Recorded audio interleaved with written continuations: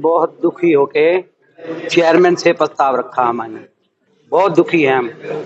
4 सालों से हम चेयरमैन आप ही बनाया हमने चेयरमैन को, और आप ही हम प्रस्ताव इसलिए रखा है। 2 सालों से हमारा 3 सालों से कोई काम नहीं हुआ।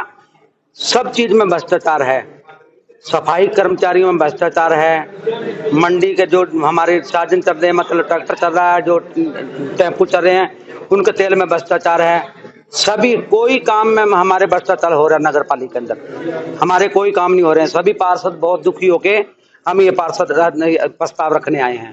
आखिरकार संगरिया में वही हुआ जिसका संगरिया की राजनीति इंतजार कर रही थी। सत्ता के लोभ में पालिका अध्यक्ष के विरुद्ध वही पार्षद अविश्वास प्रस्ताव ले आए जिन्होंने 4 साल पहले इन्हें पालिका अध्यक्ष बनाया था।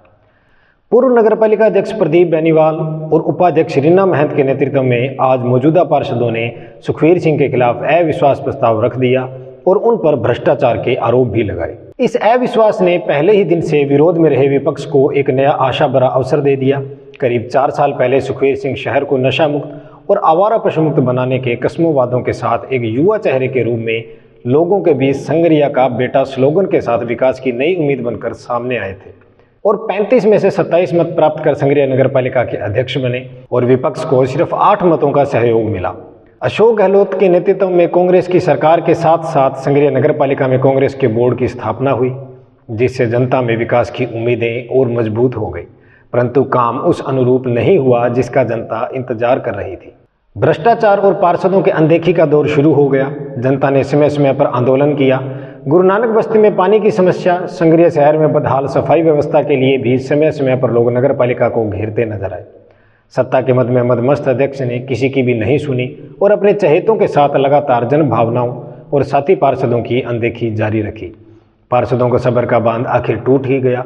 सत्ता पक्ष के साथी पार्षदों ने अपने ही अध्यक्ष के विरुद्ध विपक्ष से गुहार लगाई और विपक्ष इसी अवसर की तलाश में था। विपक्ष ने इस अवसर को बिना किसी शर्त के अपना समर्थन दे दिया और आज करीब 19 पार्षद जिला कलेक्टर के सामने उपस्थित हो पालिका अध्यक्ष सुखवीर सिंह के खिलाफ अविश्वास प्रस्ताव रख दिया। सुनते हैं इन्हीं की जुबानी।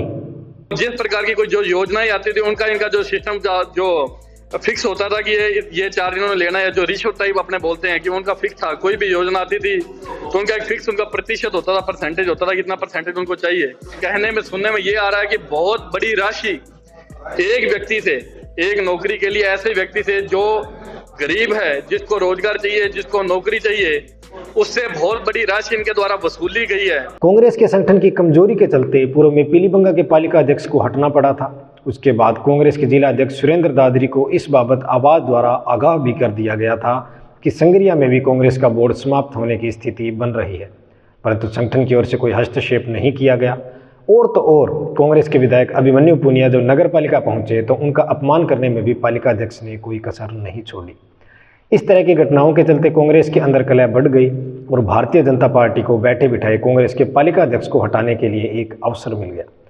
अब अविश्वास प्रस्ताव रखा गया है जिसमें विपक्ष की ओर से दावा किया गया है कि उनके साथ करीब 30 पार्षदों का समर्थन है और आगे आने वाले दिनों में देखा जाएगा कि ऊंट किस करवट बैठता है, परंतु कांग्रेस के लिए ये बहुत बड़ा नुकसान है और हनुमानगढ़ जिले में विभिन्न पालिकाओं पर भाजपा के लोग काबिज हो रहे हैं।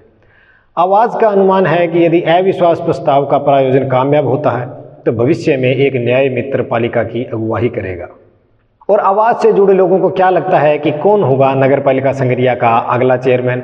कमेंट बॉक्स में अपनी प्रतिक्रिया जरूर लिखें। धन्यवाद।